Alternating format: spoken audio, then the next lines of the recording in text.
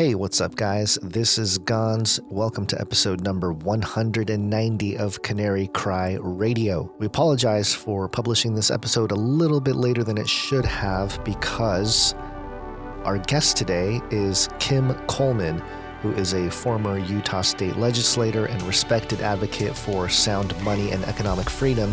She served in public office, and after leaving, she joined Goldback Inc., where she contributes her expertise to advancing voluntary inflation-resistant currency solutions rooted in precious metals.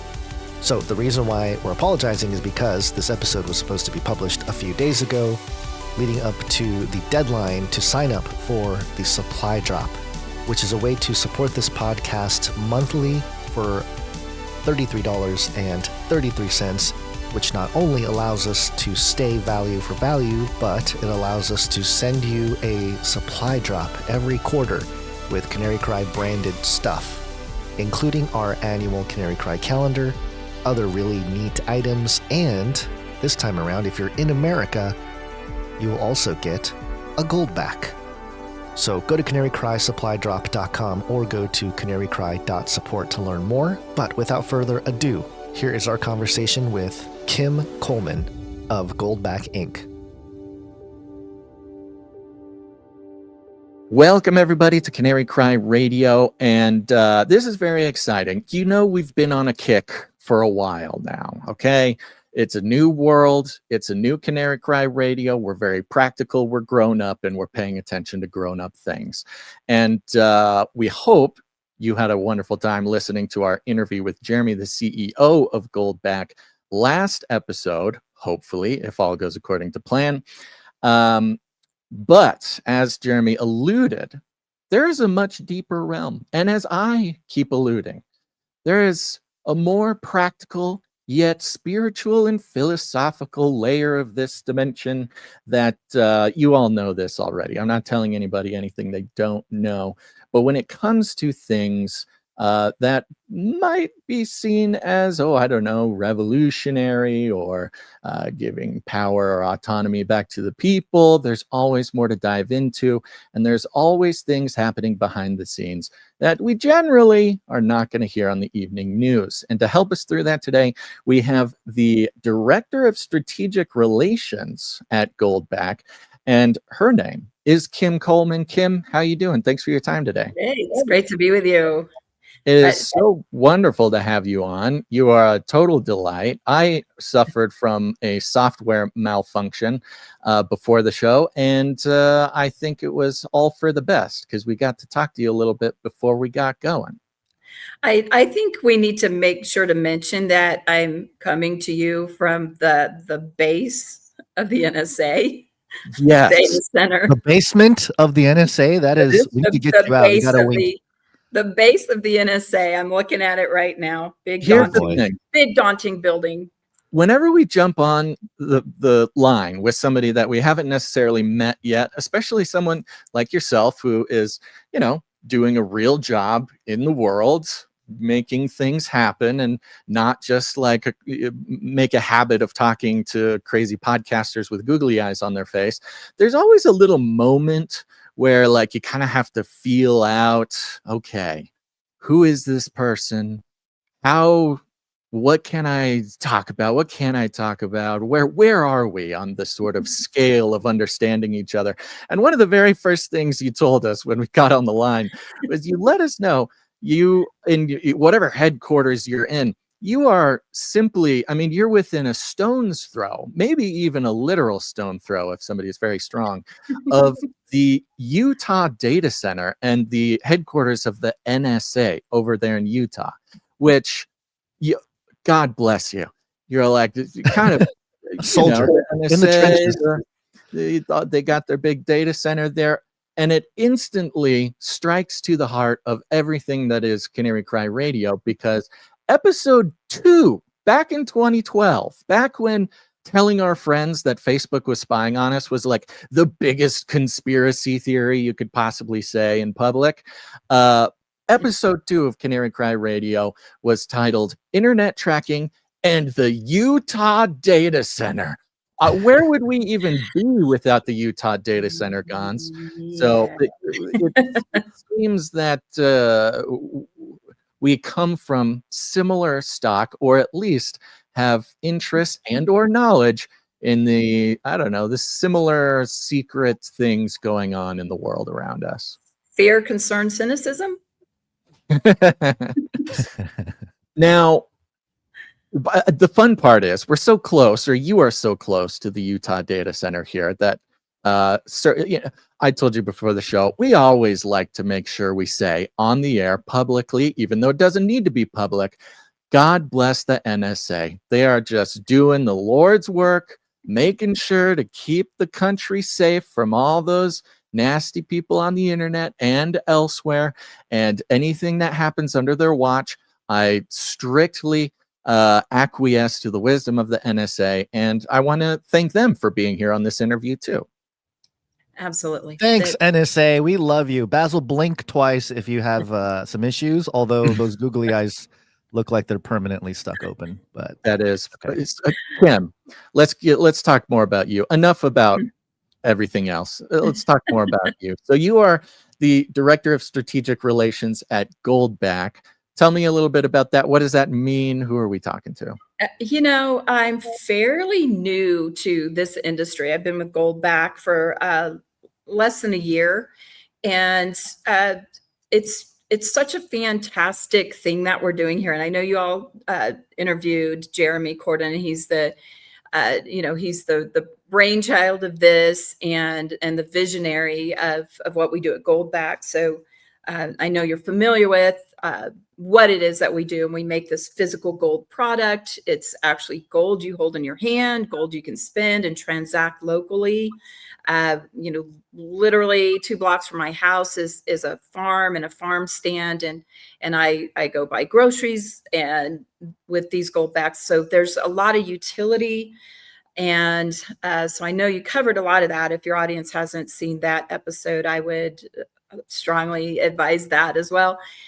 My role is to kind of help build the society of the gold market and other market participants. And part of that also involves the regulatory landscape. And this is where I don't want anybody to glaze over, because I'm going to tell you some things that are striking and compelling to understand. So when I say, I deal with policy and regulations, it is hopefully it's a proactive place where we're improving the landscape for people to use gold, buy gold, sell gold, use it as currency, exchange it freely without tax penalties and other things. But at the same time, we're also in a defensive mode, because there are some policy proposals that aren't good for the sound money movement and the precious metals marketplace. So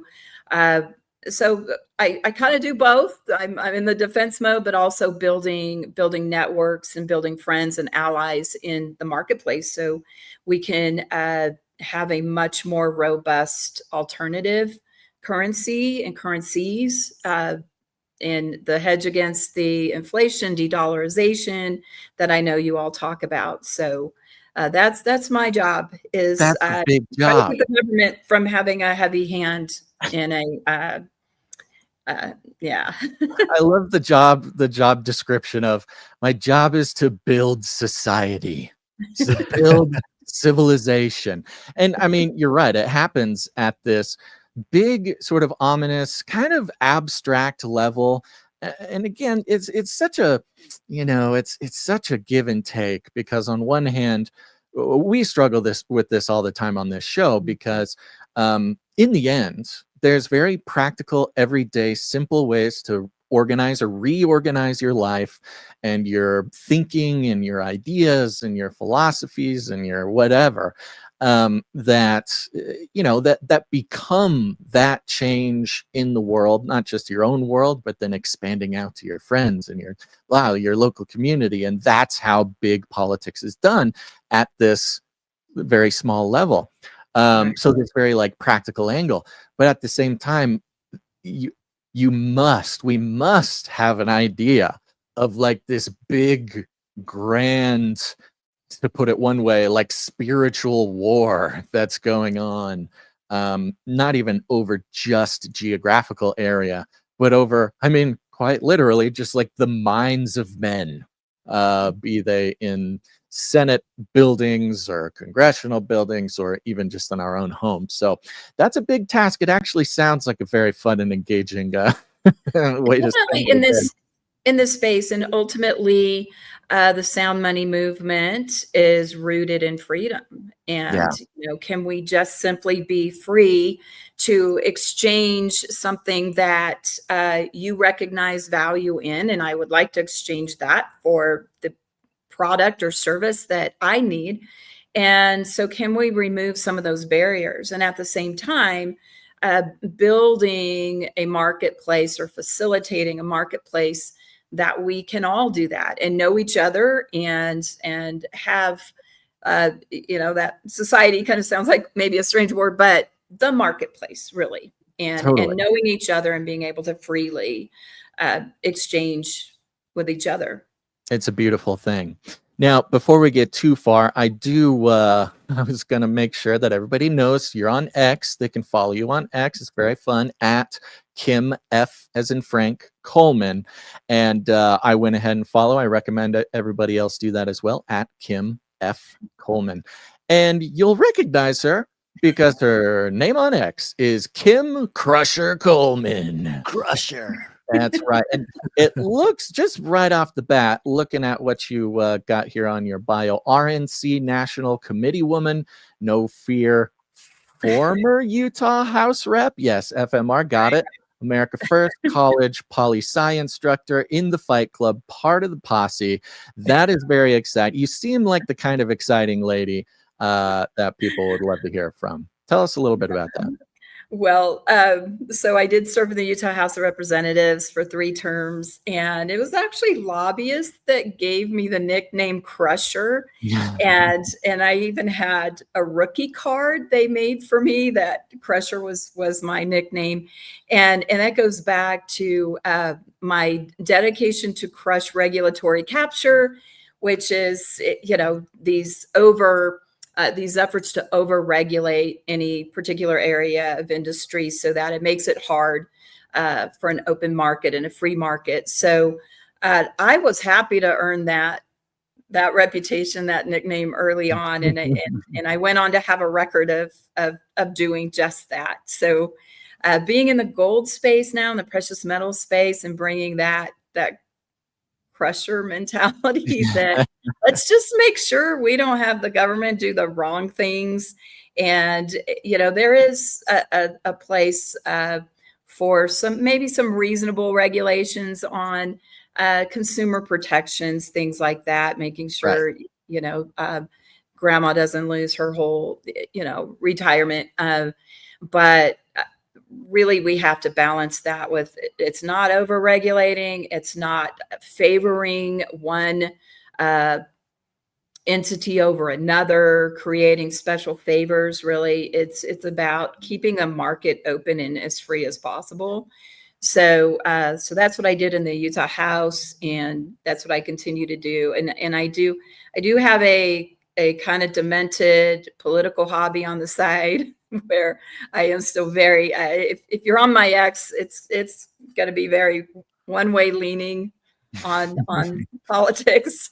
So Well, that's what X Understandable. is for. That's, X is for really letting it all hang out there. But I mean, you make a great point, because a lot of people, our people will mostly get it, but a lot of people, when they think of, Kim Crusher Coleman, like deregulation, the free market, stuff like this, the sort of, I guess, kind of negative bias that is so obviously sort of planted in so many ways, is the idea of like free market overall, where, even kind of the most radical in this space of ideas recognizes pretty specifically, like, look, small government good, but government at its very core and fundamental and essential purpose is protecting property rights. Like that nothing works without the protection, without government enforcing the idea of property rights. And in that is the consumer protection aspect of it. But the idea is not to just let whatever big business so far off the leash that they can ravage our communities and extract the wealth from every, pensioner, as they'd say in the UK.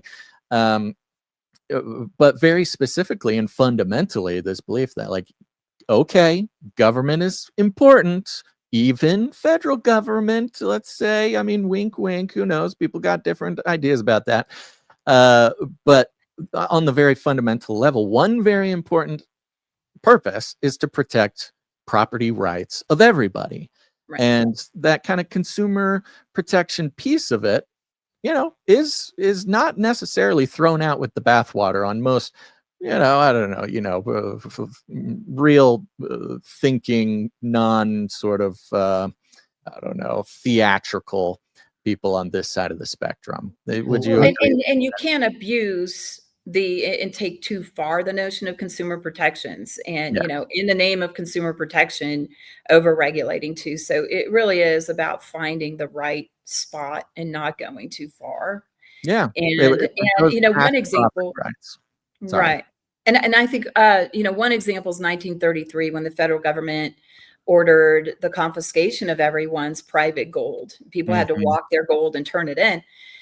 So we're seeing in a couple of states, even just this past year, an effort to put more due process in any type of seizure of people's private gold, to make sure that there are stronger guardrails around the government ever being able to take that property, which there should be due process I think it's embedded just right there in the Constitution, that you're entitled to due process when the government commits a taking or seizure of your assets. But we've seen a couple times in U.S. history that the government ordered confiscation of gold. Yeah. So that's a good policy that, I think we want people to get behind, making sure that is very clear and maybe redundantly stated that your gold cannot be seized without due process. It's so radically offensive that happened in the past, and that it even could, in theory, ever happen again. Like, the idea that that's even possible is like should be the most radically offensive piece of information, at least to any American. Yeah, but we have this situation where the courts support, so long as you remit, some fair market value exchange for property. And, history just shows far too much abuse of that, and how many people have lost their land, have lost all kinds of assets through government confiscation or taking, where are they really fairly remitted what they should be owed. And so this is a pretty good, solid policy move to just sort of reinforce, don't touch my gold without robust due process. Oh, and there's the best senator right there. I'm looking at the picture here, just on your bio. But I was reading through it, and it says that you're an original co-founder of the Utah Tea Party, and I'm assuming that informed, your interest in something like Goldbacks. And I wanted to ask you about that, but real quick, since we brought up consumer protection, there was a story last week that Basil and I covered, Trump talking about the CFPB no longer allowed to. It was basically considered illegal for them to be accepting money from the Fed, which is basically their funding. So we were trying to figure out, not being policy experts in a sense, what this means, because if they were getting funded by the Fed, and the Fed is not technically a government entity, like what's going on there with that? Do you have any opinions on this? Or I'm not familiar with that, so now I have homework. Okay, there you go. We gave you some homework. Yeah, it was, and I don't know how far along it went, where it is in the process, but yes, the idea that the CFPB was exclusively funded directly by transfers from the Federal Reserve. They're making the case that that's unconstitutional, and we can see the CFPB be defunded by early 2026. So we can talk more about that next time. Yeah. What would that mean for consumers? But yeah, okay. So let's just get back on track Yeah, here. is it the conflict there? Okay.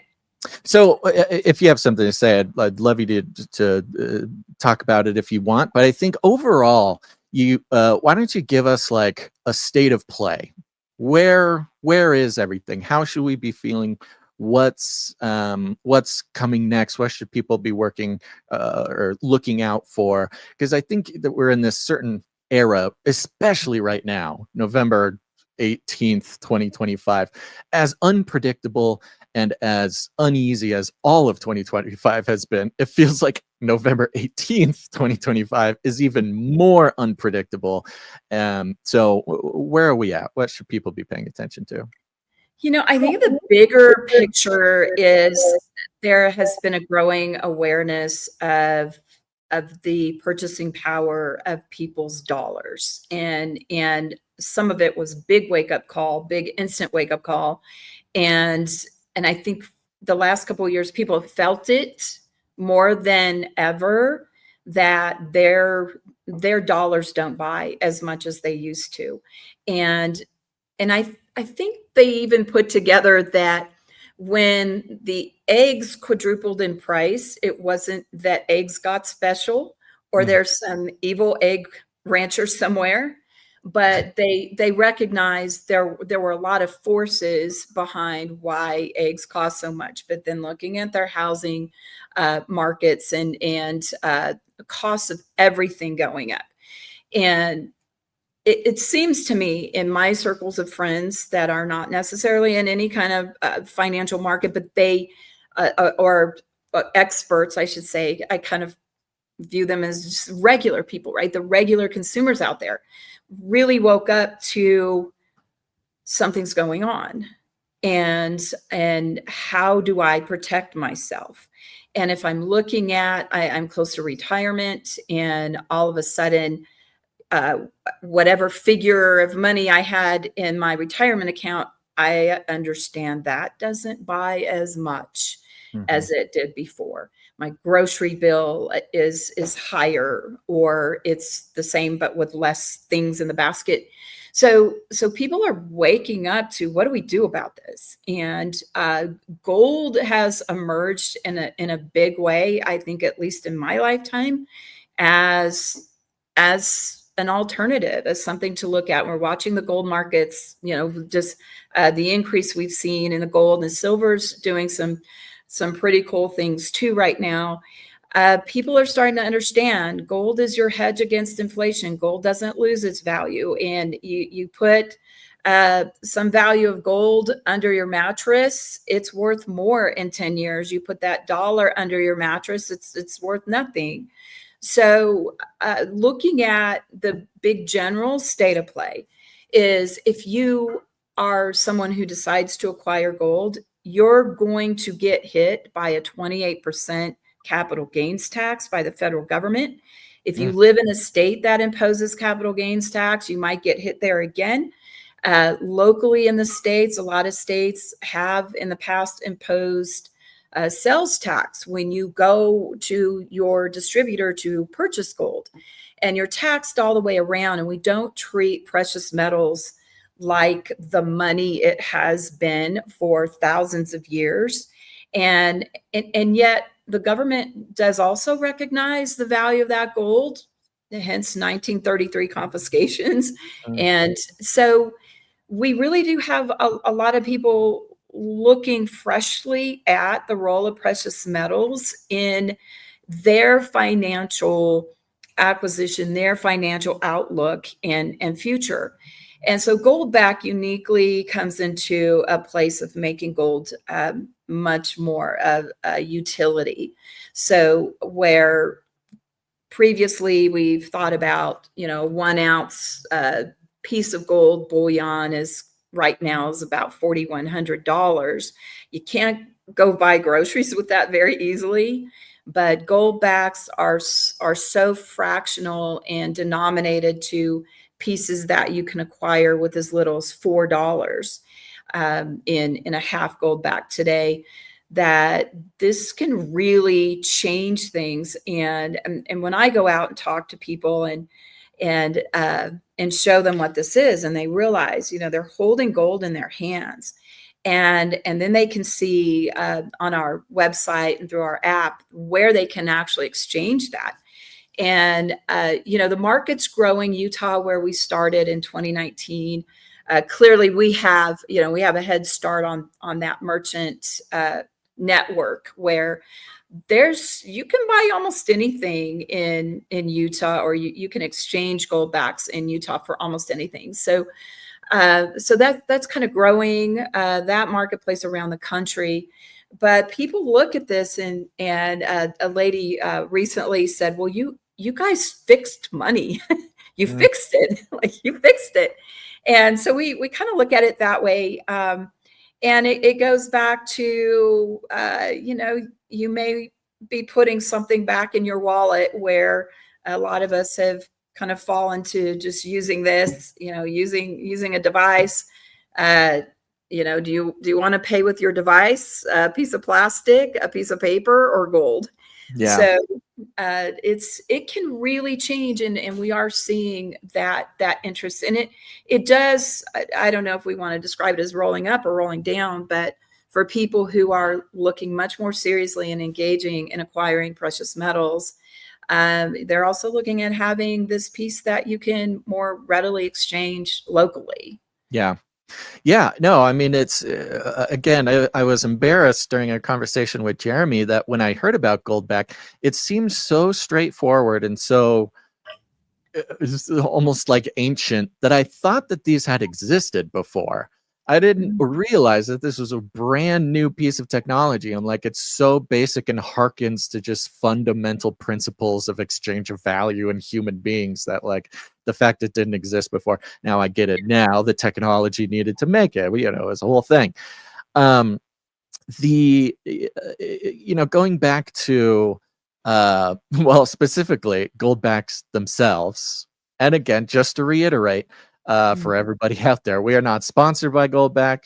We are not this is not an advertisement. This is just an incredible thing that we found going on, and our producers were very enthusiastic about this, and it needed to be something that got done. I've said it before, our listeners know it, and I mentioned to you before the show, we have our producers in the rooms sometimes when the constitutional money acts are being signed in Missouri and other places. Nice. We're very active in this sort of community, just in case there's some new listener wondering what's going on. But it's also a very interesting time, again, November 18th, 2025, because last Wednesday they stopped printing pennies. That's right. And there's a long, twisty, turny conversation to be had about cashless societies and fiat currencies and all these sorts of things, debt-based, everything. It's everything. Like the penny, stopping the printing of pennies. I had a hard time communicating this when we covered the story, because it's like, no, it's not just the penny. This is everything. This is everything we've been talking about. It's everything we're talking about now. This is fiat. This is CBDC. This is gold. This is everything. They just decided to stop printing pennies just because, they have their reasons. Everybody has their reasons. But I'm now infinitely more pro penny. Pennies are freedom. But even on the back of that sort of tongue-in-cheek stance, the goldback is like an entirely new thing. And when it comes to legislation, okay, we talked a bit about here and there about the ways that certain states are moving forward with making this legal tender. You could probably exchange goldbacks with people on Craigslist or something anywhere, I'm assuming. But when it comes to, paying your taxes or going to a store or something like this is gaining momentum. And as we know, there's some 30 states or something who are currently working through this kind of legislation. And as Jeremy hinted to us, there are good versions of this And surprise, surprise, there are some not so benevolent forces who see this trend, see what the people want, and as they are so good at doing, sort of slipping in, piggybacking on this legislation, and I guess tricking people. So, can you give us some examples of that, or what? How it? Yeah, yes. So, as a practical matter, if you want to go acquire gold, there's probably some gold distributor close to you that you can go exchange your fiat, your dollar bills for gold, including goldbacks in a lot of places.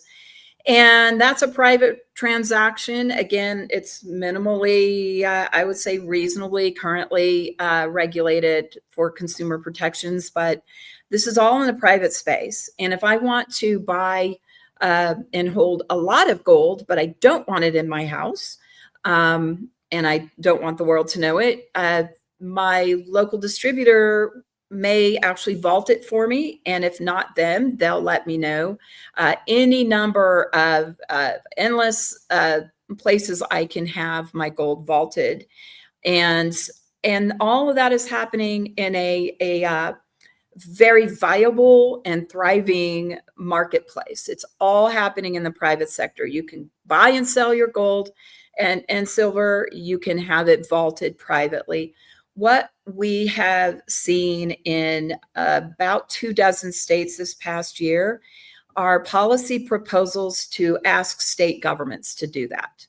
Have state governments create state depositories that will hold citizens' gold. Notwithstanding 1933, they think that's a good idea. And to start buying and selling, that the words are typically establishing and issuing currency, gold and silver currencies.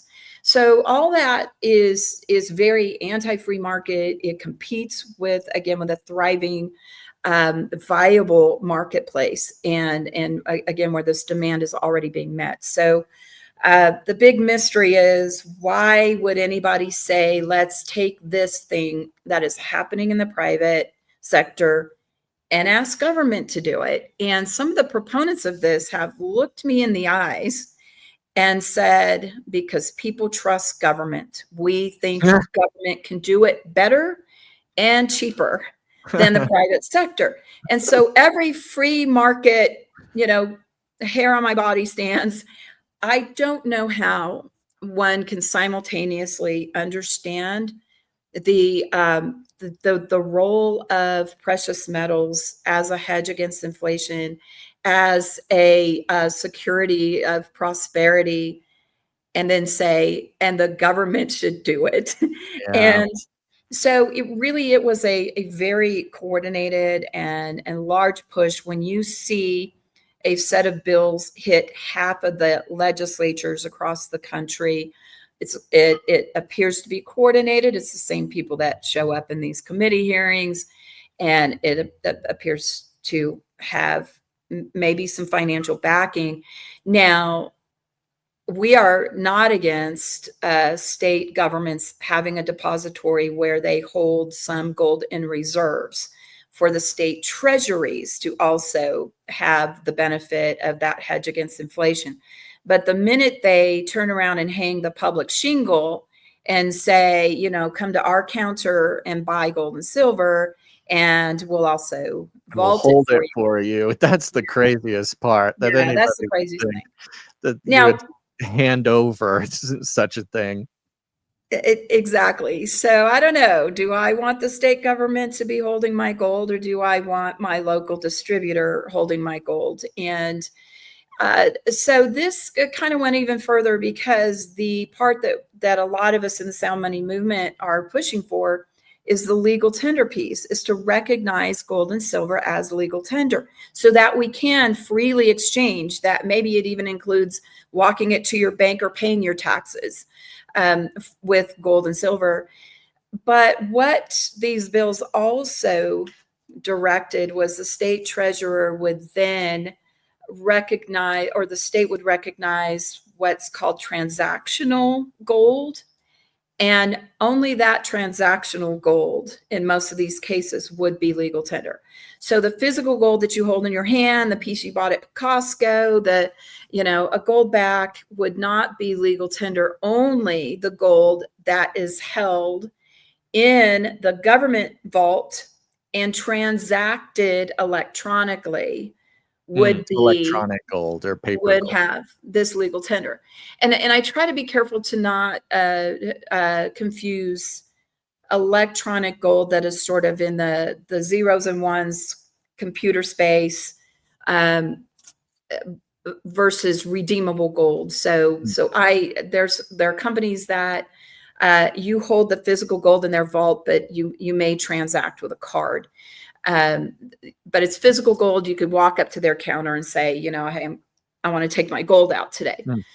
So, but what these bills largely tended to do was establish legal tender, but only for gold held in the government safe deposit box and transacted through the government's contracted payment exchange system.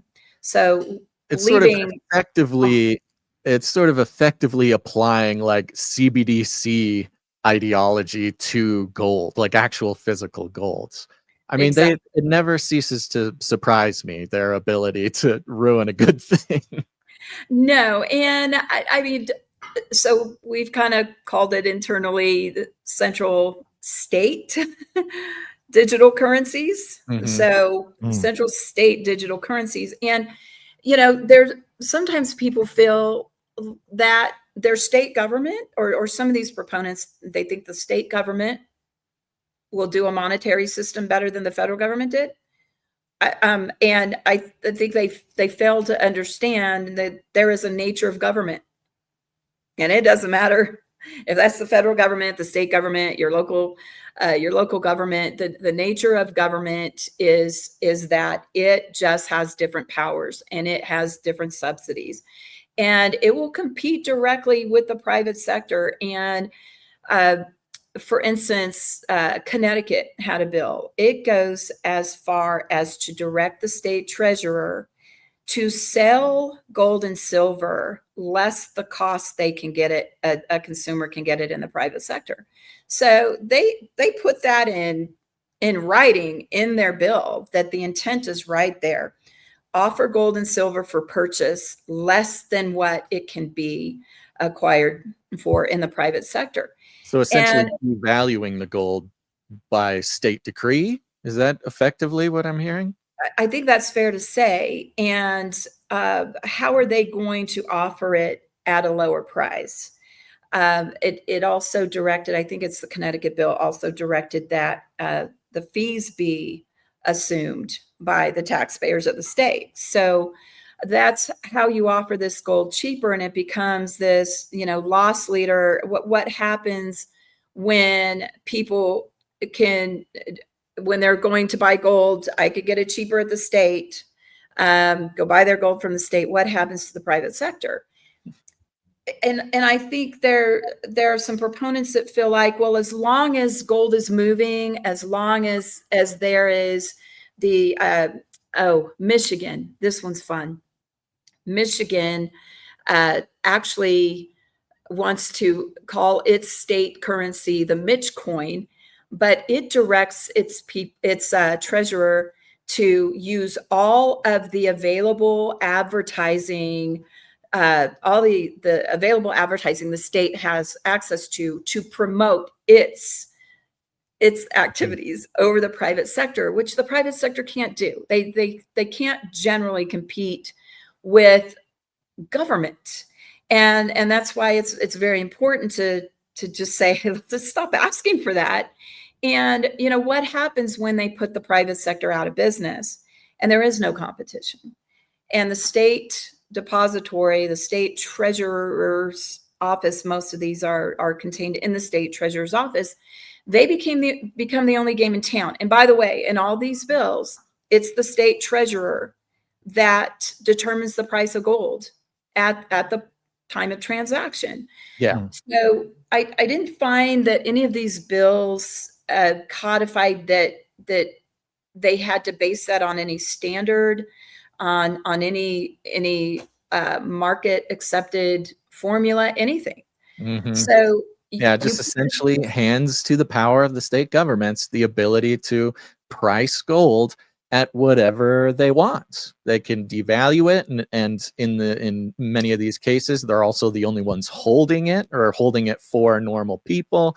So Mhm. you have, the turnkey totalitarianism of, again, another 1933, while not only putting out the private sector of, this thriving gold sort of economy, instantly sort of negating that for all these new excited people who want to get into gold, putting the pricing power in the hands of the state, the control back into the hands of the state. And essentially at that point, even though the words of the legislation might be to encourage the use of gold in transactions, it essentially takes away the use of gold in transactions basically for everyone, for anyone. There's no purpose to it. It sort of drains it of its purpose and its power, making it sort of this impotent cooperation with the state who's in control in the first place. And I haven't even mentioned privacy. So, Mhm. right now you enjoy a certain amount, probably not enough privacy with your bank, your credit union, and again, your precious metal distributor, dealer. There are some sort of anti-money laundering regulations that come into play at higher volumes, but for sort of the regular folks, we keep banking, we keep the credit unions, we keep that out of the hands of government. We don't have government banks for a reason, but this would seek to basically establish. I mean, I think in the Connecticut bill, it even uh, talked about that the treasurer should offer different types of accounts, interest-bearing accounts, so forth, things like that look a lot like banking. And, the fact that this was pushed so heavily and even, passed to some degree, most of this was amended out in the states that did pass something. But Florida and Texas, in their bills, they amended out a lot of these uh, more concerning pieces, but still ended up with legal tender is the electronic transfer, the transactional pieces, but defined out most of the physical gold that is Mhm. being exchanged in the country. And so we've got work to do in those states. You mentioned Missouri. Missouri is a much better bill for the marketplace. Yeah, yeah, it looks like it from what we can tell.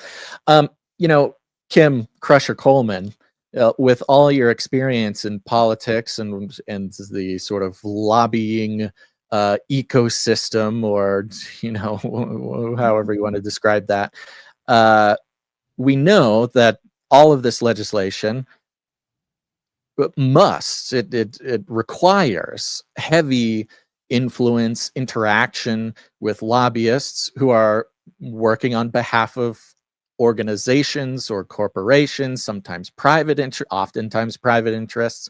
um, there must be a full army of lobbyists behind a lot of this stuff. And we always know when there's lobbyists involved, there's often interests of people and organizations that we don't really know about.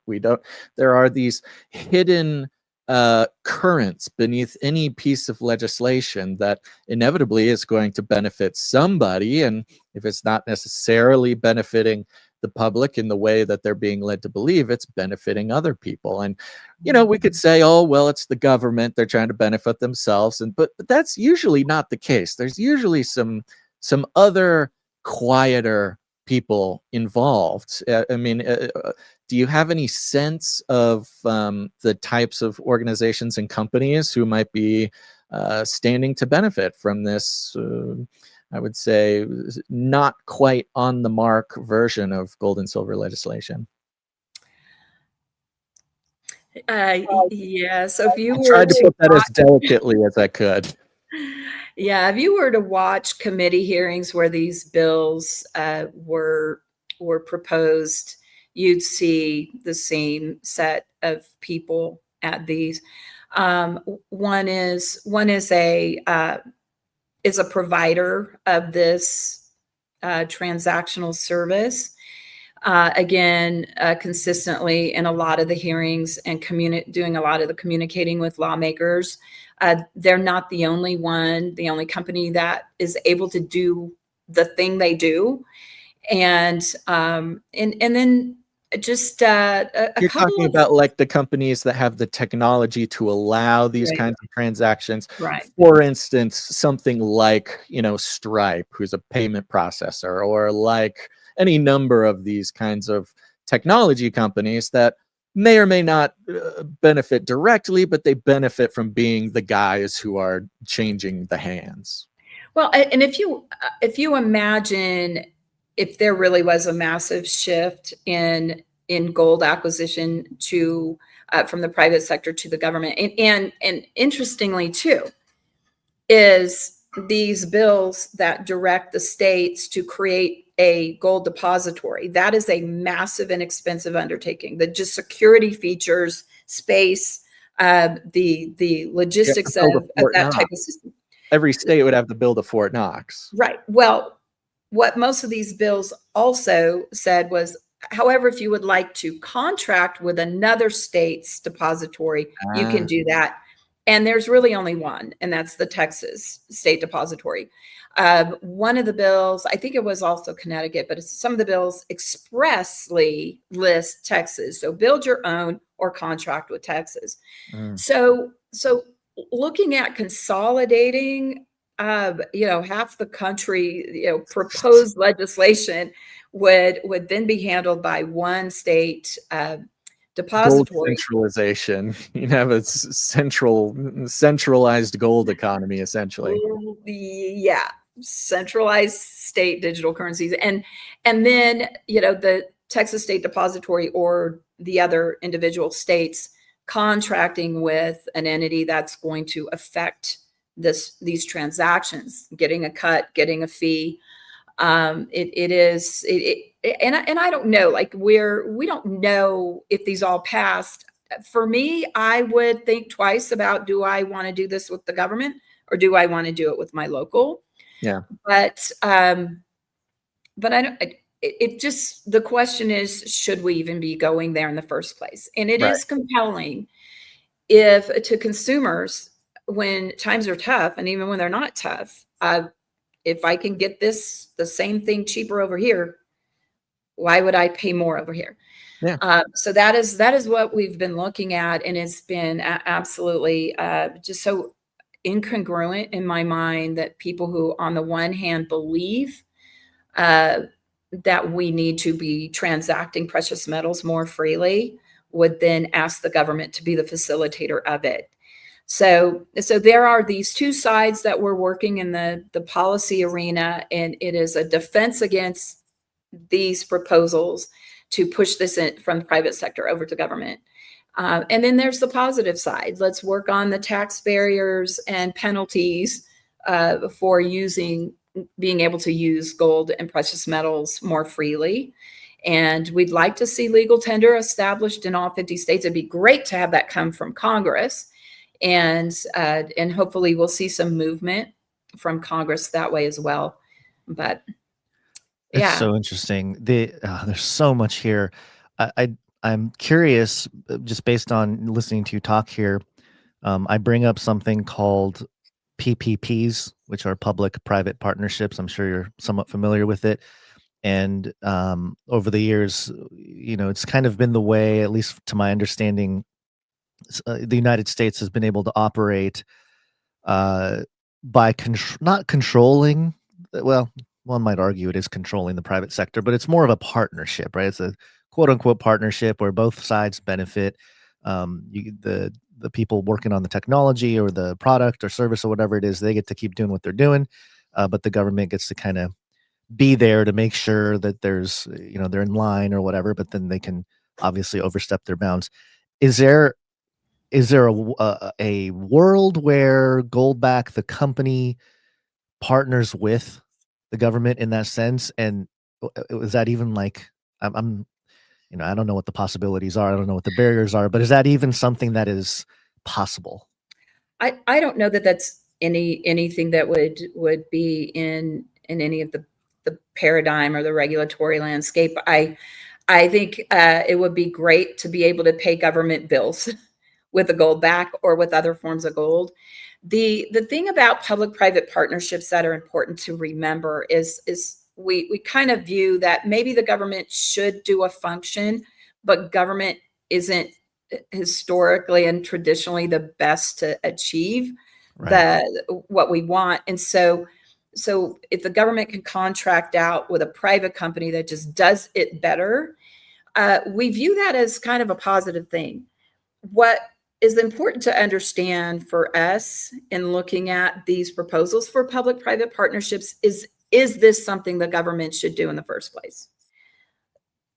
Is it something they should do in the first place? Right. Number Right, two, yeah. it's important to understand that even if the government contracts 100% of this activity to a private provider, it doesn't make it a private activity. It's still, and depending on how this is done, but generally, it is still a government activity. It Yeah. all day long, your state treasurer may contract with a company like Glint or whoever, Kinesis, whoever, even if they facilitate 100% of that activity, it's still the government's program. It is still the government's activity. Right. And sometimes that is confusing for people. They feel like, oh, wait, it is the private sector doing it. Mhm. Not really. They may be executing it, but it is still the government program. Yeah, that makes The sense. first thing in any public-private partnership, is this something that the government should do? Right. It makes sense because I mean, just logically, private and public are at odds. So it's just interesting that there's even a model where you're sort of you're trying to mesh the two.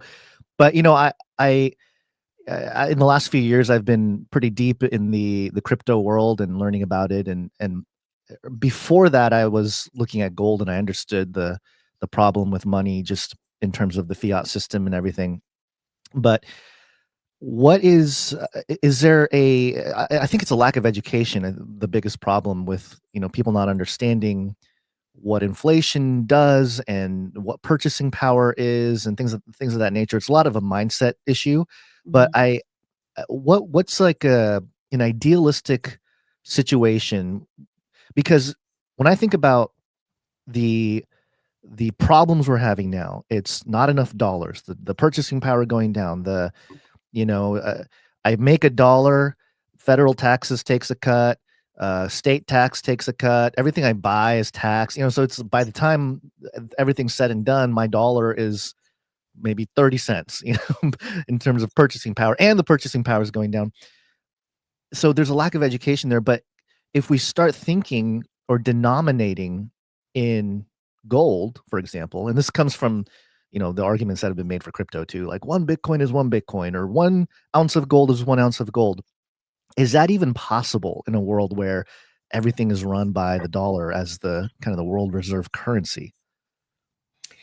I know that there are people looking at different technologies that just make this whole world of alternatives a little bit more fluid, a little bit more transactional, and technology doing its thing. I imagine we get there one day, and but there is something very different about being able to hold the gold piece, and a lot of these bills, I would say probably most of the bills, recognize choice. And so these things are legal tender and they can be used as legal tender so long as both parties want to do that. And so Right. I think that's a good space. Although, we're talking also about the fact that sometimes you go somewhere and a business won't take your dollars anymore. Right. There's a lot of And businesses that shut off coins right now The too. cashless thing, yeah. Yeah. yeah. So, how far do we go? I mean, I'm definitely on the side of choice and freedom, but we are seeing states that are looking at legislation that says you can't not take the dollar if you go to the baseball game, Yeah. and the concession stands won't take these anymore. And I don't know if that's the right policy, a good policy.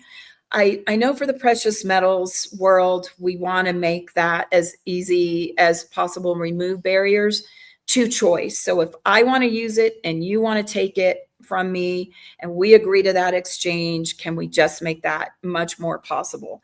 And including whatever other forms of assets that people want to use to more freely exchange. I think we're going to get there.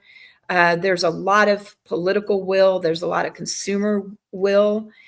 And then we have the dollar that's facing a lot of scrutiny around the world. And I think we can have it both. I think we can strengthen the US dollar, but also free alternatives. I think you're right. And, the difference being when it comes to receiving gold, as it is shown on your guys's Goldback map of all the companies who are adding daily to be able to transact in gold, it's like the gold transaction, it's good for everybody. I mean, there's almost no downside. Companies should love this idea because, again, the protection that gold provides, the direct value in exchange, these sorts of things. Essentially, if somebody understands it and holds the right values, and I do mean the right values, they'll see taking gold as, a total benefit.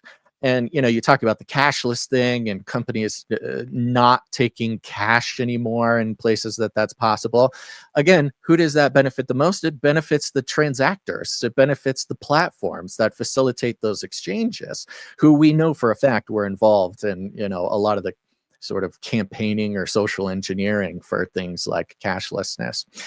Earlier in 2025, we watched in January and a little bit of February as gold was flying in and out of vaults all over the world, and the movement of gold. I mean, the fact that it made it to mainstream headlines means it was really happening, and this has been a few months. I don't necessarily remember all the details, or even if we could believe all the details we were being told about who's moving this gold, why they're moving this gold, how much of the gold. Well, long story short, it was right around when the discussion, right before Trump actually took office, we had this very mysterious movement of just enormous amounts of gold around the world. Maybe it was a little after. I don't remember the details, but it was right around that time, whether it was preparing for Trump or whether it happened during Trump, whatever. But we saw for a moment, goodness gracious, suddenly somebody cares about gold again. Suddenly, the global tide of gold going to and fro across borders suddenly became very important, almost as if it should have been pretty important all along. And of course, for those of us who are kind of skeptical of whatever messaging we're receiving, we thought, oh, goodness gracious, somebody's getting ready for something wonky. There's some sort of preparation going on here. There's some sort of, if not return to the recognition of gold as an important asset, ancient store of value.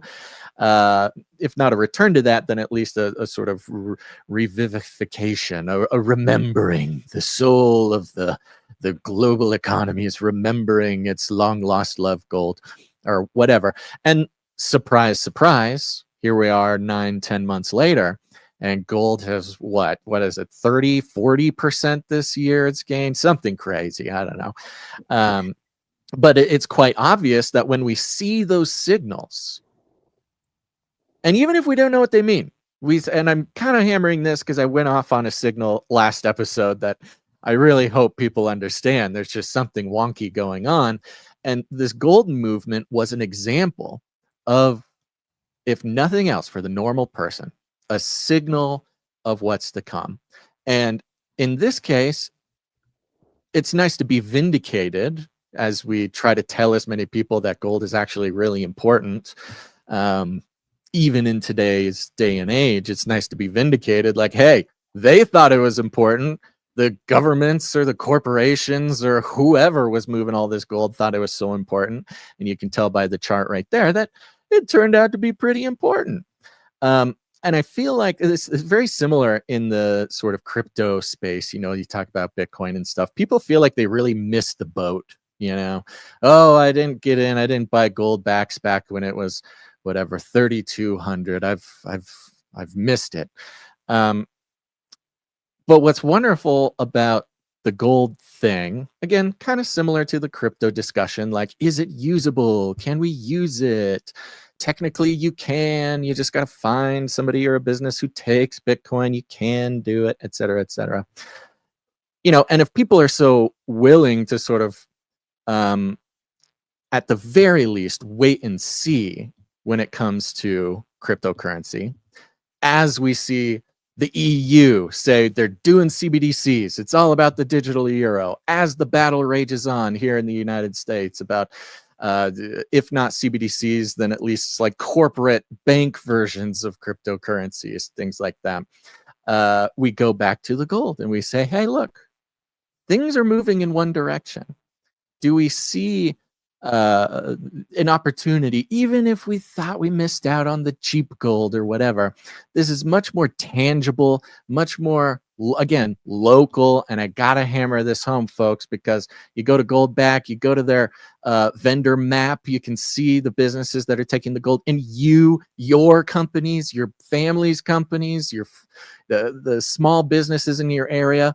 You literally you just say yes. You just fill out a form or something, and suddenly you're in this gold economy. And, our big realization with Jeremy was like, it very much like the crypto thing, we know that the entire economic system is changing. We know it, we feel it. Some of us feel like we can do something, or we can't do something, or we're just along for the ride, or whatever. We know it's going to be uncomfortable. We know it's going to be futuristic and probably dystopian. But the wonderful thing is, we're in this period where we can kind of affect the mixture. We know it's not going to be all crypto. We know it's not going to be all dollars, fiat. We know they're trying to do some sort of mix between it. And what you guys are doing at Goldback, and just the whole community of people understanding, I mean, seriously, at a deep spiritual level, that the gold ecosystem can be a part of it. It can be. You can. I see in a world coming soon that it becomes viable and even locally beneficial to start working in these gold exchange, a gold economy, the gold exchange, the transactional gold, things like this. It's so possible. And all you got to do is just decide to do it and go. But like you said earlier on, your job is to like build civilization of gold using people. I'm very passionate about that too. And anybody else who even has an ounce of passion about this idea knows they are passionate, because they know it's so easy and it can be done. I'd like to find my way to some like incredibly inspiring set of words and circumstances to just like, stand up on a barrel and like maybe hold a rifle or something, and people go, yeah, let's go get the gold, whether it's Goldback or whether it's something else, whatever that looks like. And I don't have a whole lot of interaction with people on this level outside of the internet, so it's hard for me to tell. But from what I can see, both from the groundwork from Goldback and the legislative, the high level stuff that you're seeing, that this is totally possible, and that there's at least enough interest and movement that we could very well see this be our future.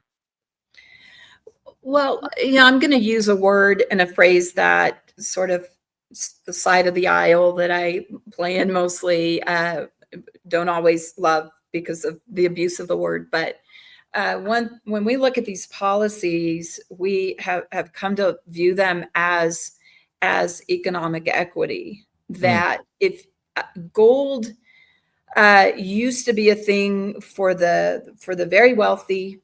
And I mean, when you look at an ounce of gold being, what are we, around $4,100 today, that's not something people have in a paycheck. frequently don't have in a savings account. And so if you are relegated just because of your own income, your own socioeconomic status, your own ability to acquire gold, if you're limited that way, and you are relegated to only using fiat, and you cannot buy as many groceries this week with the same amount of money as a year ago, being able to deploy gold, especially a goldback, which is very low level of accessibility, does sort of even that economic purchasing power in a way that fiat's never going to do for people.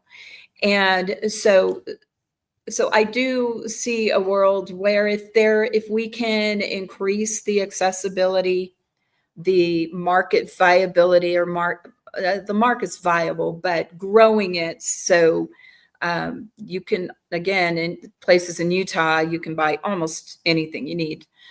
That's empowering to people. If we can help people retain their purchasing power, that's ultimately, I think, the mission of most of us in the Sound Money movement. It's definitely a core mission of Goldback is to help people preserve their purchasing power, which is overall empowering to people. So, and we're, you look at a lot of the analysts and people who look at things historically, and there are cycles of money and cycles of monetary system and cycles and lifespans that we can, establish patterns of the lifespan of fiat currencies, of monetary systems. And so there is this notion that we're kind of rounding a corner of the end of things in our monetary system. I don't know that it has to be that way. I hope that we're able to retain the strength of the US dollar, but parallel to freeing up other things.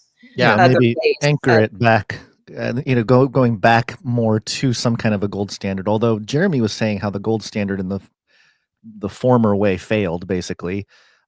So there's a better way. But I am curious because it seems like the federal law, you'd mentioned trying to get goldbacks as legal tender, and part of it I would imagine is in order to one function of that would be to be able to, for people to be able to pay taxes on it, or use it to pay taxes. Because is it true that right now, if I wanted to use goldbacks to pay taxes, number one, I can't. But number two, if I sell the goldbacks, I'd have to pay capital gains tax and then use that to pay the taxes. So it's very inefficient. It feels like it's still not a barrier. Was that? Not in Missouri. No, not in Missouri. You're right. Not in Missouri. Constitutional Money Act. No capital gains and income taxation. You can pay your state taxes on it.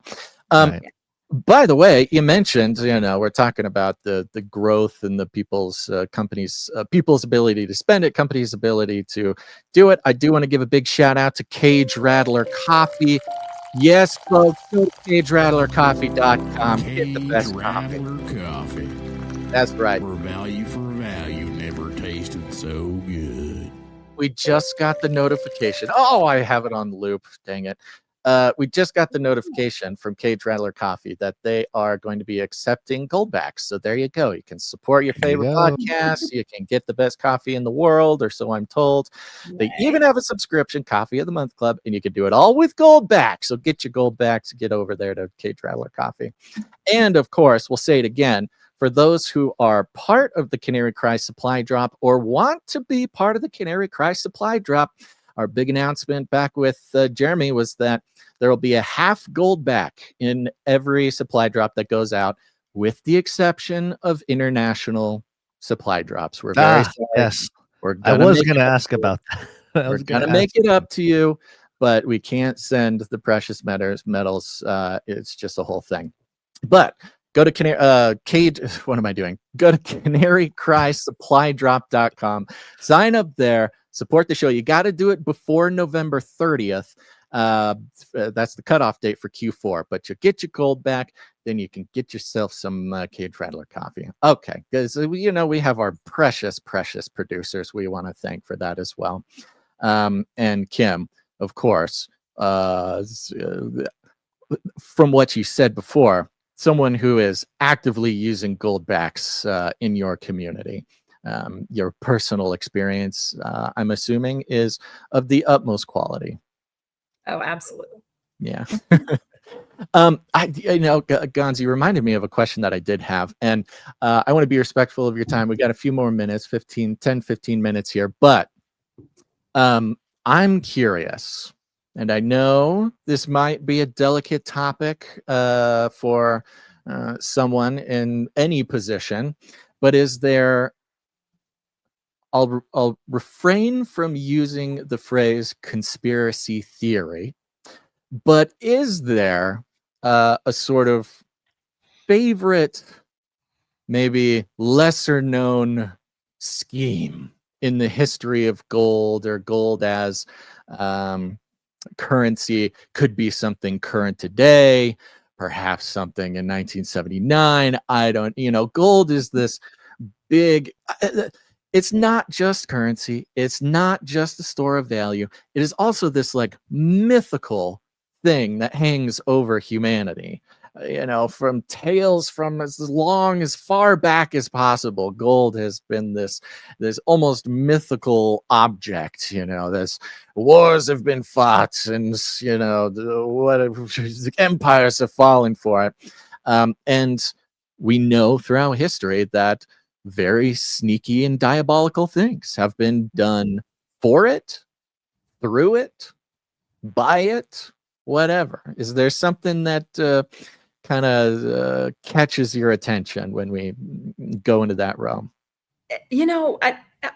I don't have any particular like sub conspiracies, but it is a marvel to me, though.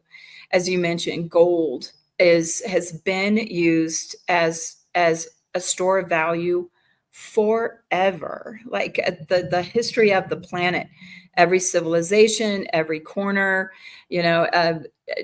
just among every government or civilization. And it's, I don't know that there's anything that has ever existed that has that kind of longevity. Mm-hmm. And so something we pull out of the earth and refine it. And I don't know that there's directly from God's creation. Yeah. So I kind of feel like there is a connection, like there's probably some divinity in this stuff that's in the earth that we've been able to use for good and bad, but for a store of wealth and with exchangeable properties forever, just forever. Yeah. It's this, hey, the streets are paved with it in heaven, so it's going to be there too. It's very important stuff. Yeah. And which makes it even more, again, maybe I'm just a trippy dude, but it makes it even more sort of diabolical when we see the government confiscated in 1933, or the government tried to become the sole controller of its value. I mean, what is more hubristic? That, again, we've seen it since the Tower of Babel, the governments of the world finding ways to become to become arbiters. God. They become God in their own way. They want it. They love it so bad. And all the way from the individuals who hold positions in this government, but even bigger in this principalities and powers realm, where the human being in the office almost doesn't matter. It's this monster that just wants to supplant God on this earth, and controlling the value of gold like you're saying, the legislation across the states are sort of attempting to do, even more so right now. Of course, there are international, economic forces that are able to nudge prices of things in any direction they want. Of course, the nations of the world have their own collections of gold. They have it, they hold it, they don't want anybody else to have it. They obviously care so much about it. But then to take it this next step under the guise of setting the citizens free to spend gold and letting the peasants play with the gold that then we can value and hold for them. I mean, it is just this next level of like Tower of Babel level hubris for governments of the world to kind of, again, as they do, sort of step in and try to take control of. I mean, you're really doing the Lord's work, Kim. Well, we do feel like there's definitely a special mission here. And I think the sound money movement in general there's a special mission. Yeah, it really, and it's uniquely American too. It's very, I was gonna kind of ask about that. Are there foreign governments looking at this technology or looking at what you guys have done and wanting to know more, or maybe just trying to copy it, or because it seems very practical? It would make sense that a nation like Russia or maybe the BRICS nations will start to, because they've been buying a lot of gold or collecting any a lot nation really trying to get out from under the petrodollar would think right. about it. I guess that would be a dangerous thing for everybody, but I think Goldback has really spent the last 6 years proving the concept. And so naturally, the bigger we get, we'll get more attention. And I haven't seen, or I don't know that we're aware of anybody foreign, but countries like China that respect our patents. yeah. right. Matter of time. So that would be kind of a double-edged sword, I guess. If we see other nations starting to go there, then that says we've really proved this concept. But at the same time, competition. But in all cases, let's keep governments out of this. Yeah. Amen. All right, Kim Crusher Coleman, let's see here. Is there anything, I always like to ask this because, oftentimes people we have on the show, they do lots of other shows. They, are answering sometimes the same questions all the time. There's sort of a, set lane of expectation as to maybe what you want to get out. Is there anything that you really want to have been given the chance to talk about? Is there something that you almost wish people would ask about? Is there something that wouldn't even occur to us to ask you about? Something on your heart, something passionate? It could be about gold, it could be about anything, but I want to give you an opportunity just in case there was anything, and enough time gabbing about it to give you a second to think about it, because we're putting you on the spot. See, I'm so capable at taking up all the time that's possibly needed. But that is something that we are want to be especially cooperative with people coming on the show. Okay, so I'm going to put a little bit of an educator hat on, and also a little bit of former lawmaker hat on, and Gons, if I can share what you told me before we went on, is politics is sometimes for people that it's repelling and it's sometimes daunting, and people, I think some of these, I've done a couple of these podcasts, and sometimes when we talk about there's this big effort and a big push to do some things, people feel like they're not very empowered to stop something, to start something. And I just want to say that it's really, in America, it still really is a government of the people, by the people, for the people. Mm-hmm. And in my experience, even one person can really move policy mountains. And so for anybody who's watching this, and if you're concerned that this is happening in your state, again, this happened in about half the states. Proponents have promised to come back in even more states to try to get these policies across the finish line. Please understand that if it's likely it happened in your state or will happen this next year, but you really truly are empowered with a voice, and call your lawmakers. You've got a member of a state House of Representatives and you've got a state senator that they work for you. And really, in my experience, in my service, and among people I've worked with as collegially as lawmakers, they really do listen to constituents. And so I would say, please pay attention if you're concerned about this, and whether that's that defensive side or the proactive side in the Sound Money movement. Is you really please use your voice. Please use your email and contact your representatives. Look and see if these things are happening in your state, and help. If this is meaningful to you. But I do want to leave a positive piece to this. This is still our government, and we can still make a difference. And I would encourage you to do that. Be educated, and then be active. Yeah. Amen. I mean, we learned, shout out to Patrick Holland from the Missouri Freedom Initiative, who taught us all about just how effective that is. Making the phone call, sending the email. We have this idea that our representatives are like so big, so busy, so, of course they are big and busy, but they don't get as many calls as you think. They don't get as many emails as you think. Like, someone will look at your email. Somebody will take your phone call. In most places in the country, it's one thing to call your representative when you're like in LA or something. This is a bit of a different situation, but like 40 out of 45 states, if you're calling your representative for your district, I mean, you might be the only call they got that day. It's possible, depending on your district. Week or month. And that could go a long way. That actually matters. I mean, take it from us. We do get a lot of emails and a lot of messages, but not as many as people think. Okay, I do read all your emails, even if I don't respond. I promise your legislator is maybe a little bit more legally required to pay attention to the problems you got going on.